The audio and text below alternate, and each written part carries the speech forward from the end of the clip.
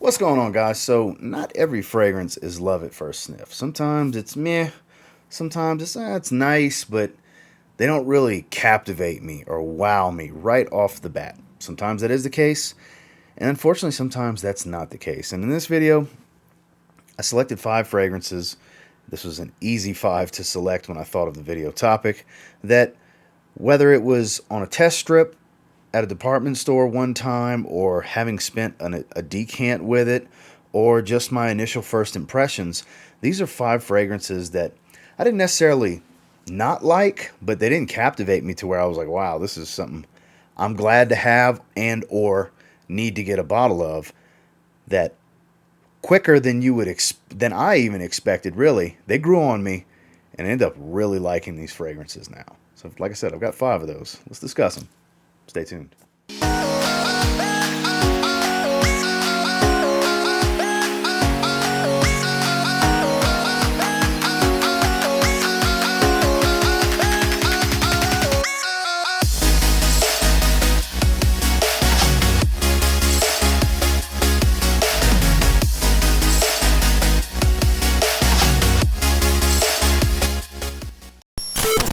Starting with the one that was the biggest change for me, because this is the one where I had a decant, and the opening just never did it for me. I don't know if it was a bad, spoiled decant that I had that just spoiled quickly or what, but I got to tell you, over time, I've grown to really appreciate this fragrance for what it is. I really, really enjoy this fragrance. I still don't think it's the next level hype that it's been treated like in the past, but I do think it's one of the best bang for your buck signature scent style fragrances out there.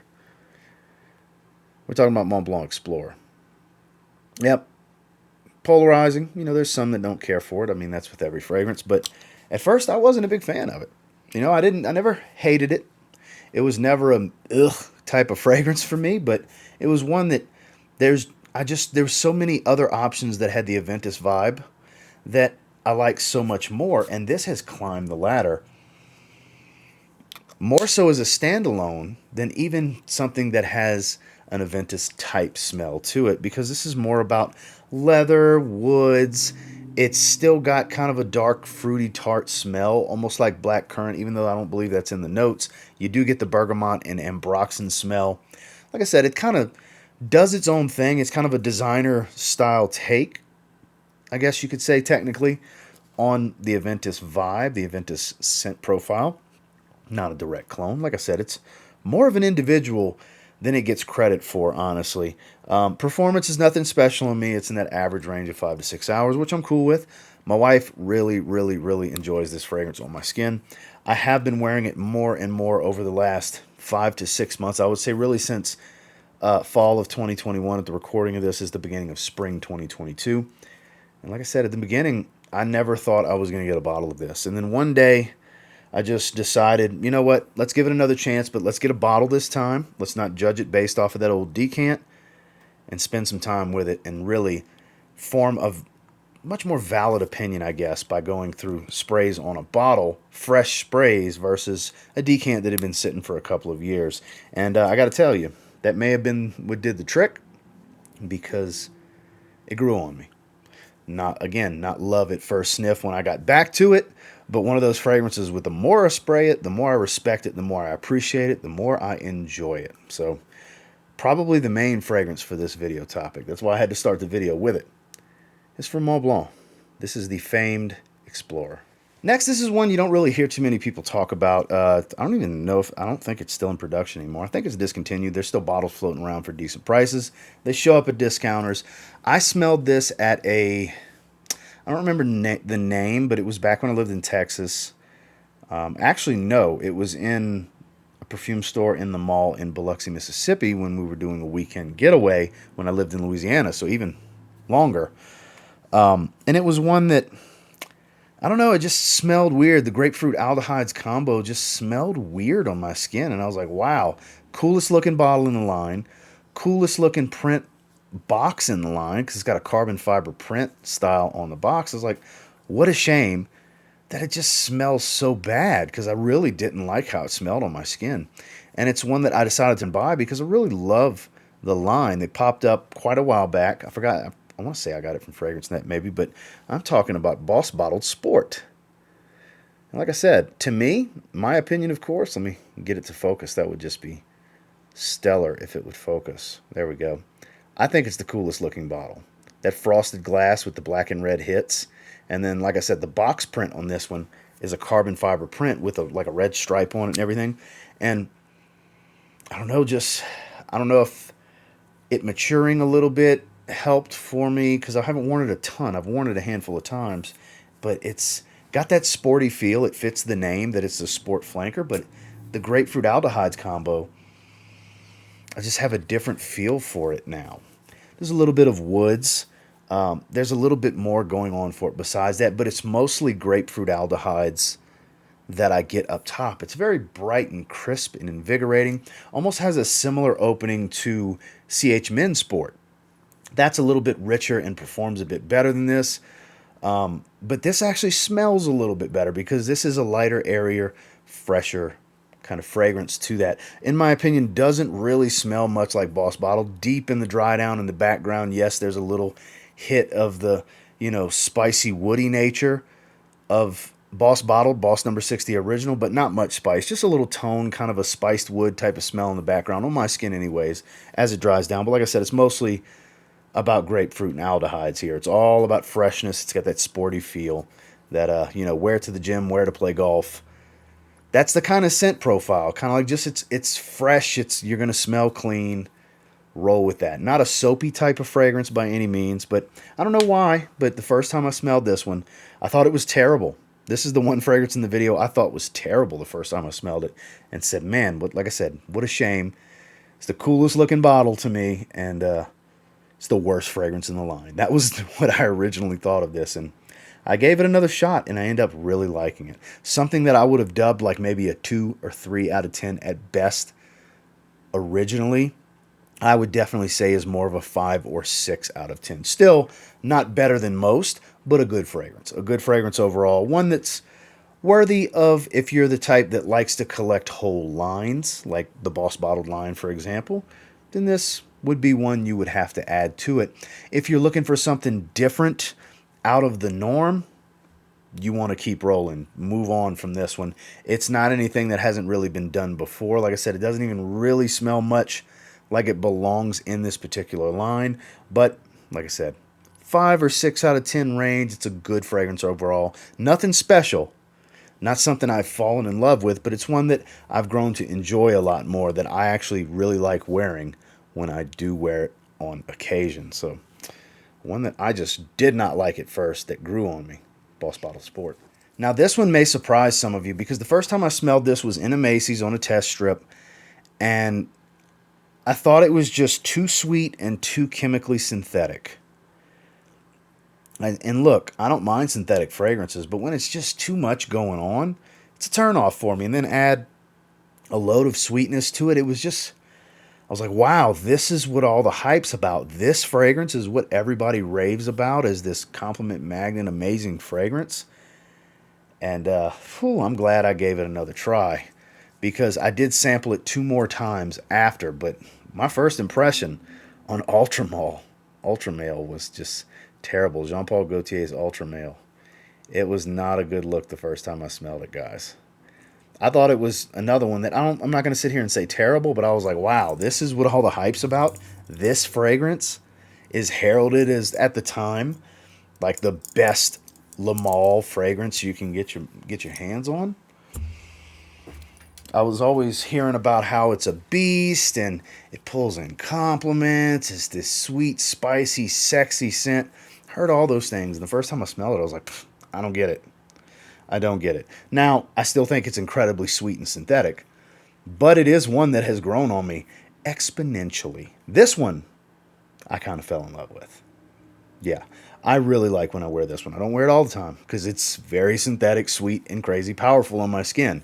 It's all of those things I thought it was initially, minus it being a turn-off to a turn-on. I like the way this stuff smells now. So, love how it smells on me. Have I gotten a few compliments from it? Yes. And I have gotten my fair share of "Ooh, you smell nices," but not something that it's like everybody I walk by is just attracted to the scent.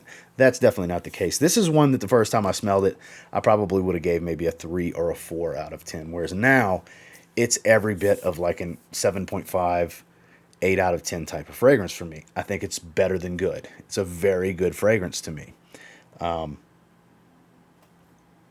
each their own. Some may still feel the way I felt initially, but it just goes to show that if you give a fragrance a chance, sometimes one sniff, one time around with a fragrance just isn't enough, because you may be missing out on something that actually really speaks to you if you were to spend more time with it and see how it's really going to do on your skin over the course of multiple wearings. Because I did roll the dice on getting a bottle of this from Kingdom Fragrance quite a while back, because Steve had it for such a good price. I was like, why not? Same thing with Montblanc Explorer. I was like, let me get a bottle, let me spend some time with it, see if it changes the way I feel, and it absolutely did. This is one that had to grow on me, but boy, did it. Probably the one the second one I like the most in this video.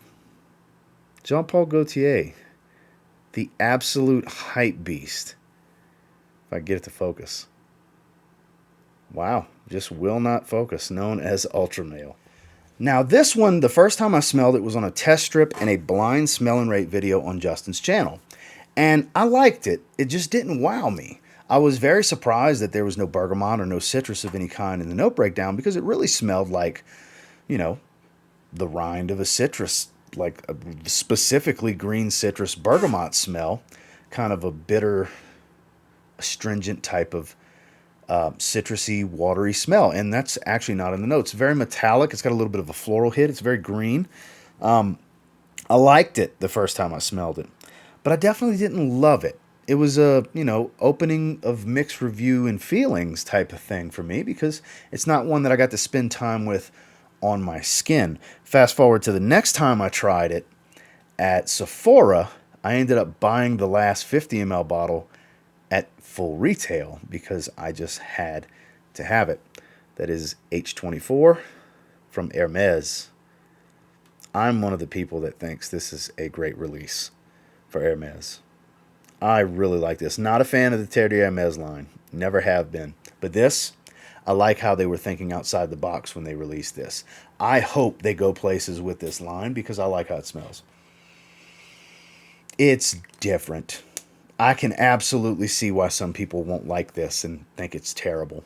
I get it.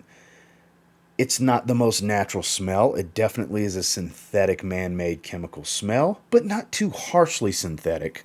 But I don't know, it's that metallic, smells like cold steel type of metallic smell. Wet, cold steel, if you will. As strange as that may sound, that's probably the best way I can describe the metallic smell to this, with a little bit of a green and floral type of tone to it.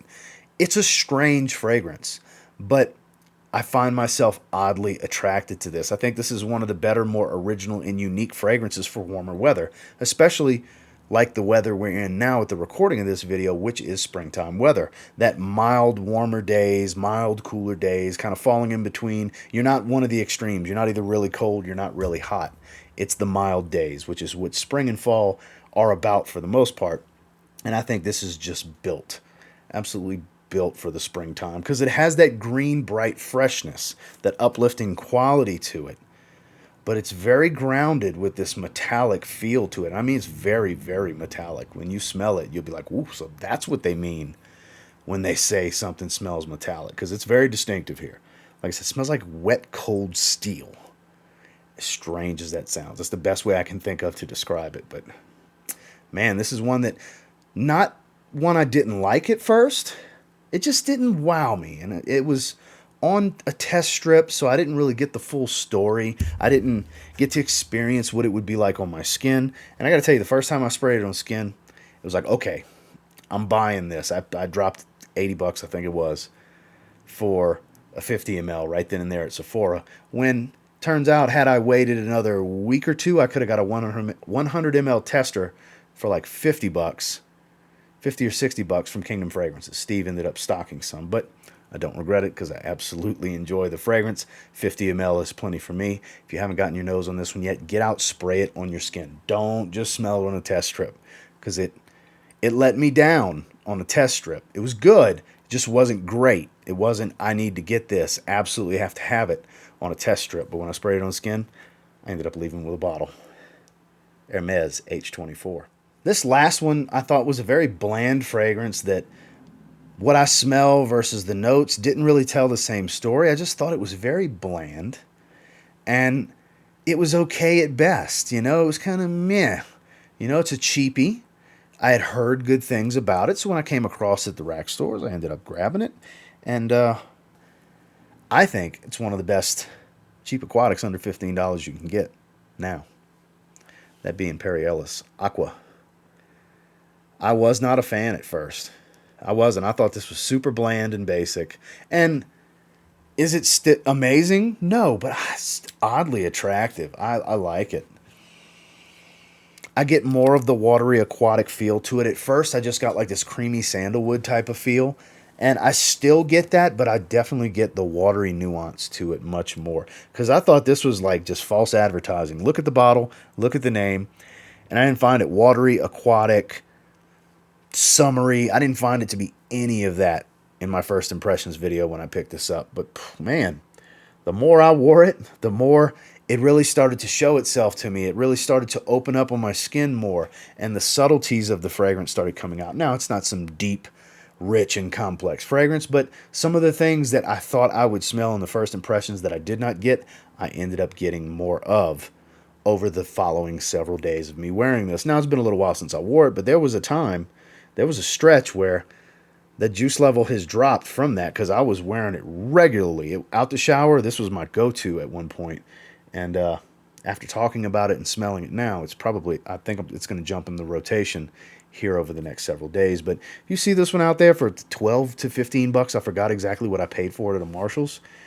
Is it going to blow you away? No. Is it a must-have? No. But I'll tell you what, for under $15, this is definitely one of the better fragrances for under $15 that you can get your hands on. Like I said, meh at first. Now, at minimum, good, bordering on very good. Kind of like this stuff. I would give it around a 6 at this point. I think originally I gave it like a 4 or a 5. Now I would think it's at least a 6. A little bit better than good. Not very good. Not great. But for 15 bucks, not too shabby at all. One that definitely had to grow on me, just to really get the full experience from it. It's Perry Ellis Aqua. Well, that's the 5. Probably the 5 you did not expect in this video, aside from what may or may not end up being in the thumbnail. I mean, I haven't made a thumbnail at this point. I'm just recording the video. But until next time, do me a real quick favor. Go ahead and like, comment, subscribe, because I do appreciate all the feedback. I love hearing from you guys. What are some fragrances that they weren't love at first sniff for you? They had to grow on you, and you ended up becoming very fond of them as you started to spend time with them. That was the case with these 5 for me. I'd love to hear what that's like for some of you guys. What's some of those fragrances that were like that for you? Was that your experience? Let me know down in the comments. Until next time, I will say, if you get your hands on any of the 5 that just had to grow on me, and give them a spray now, you might end up thanking me later. Have a good one, guys.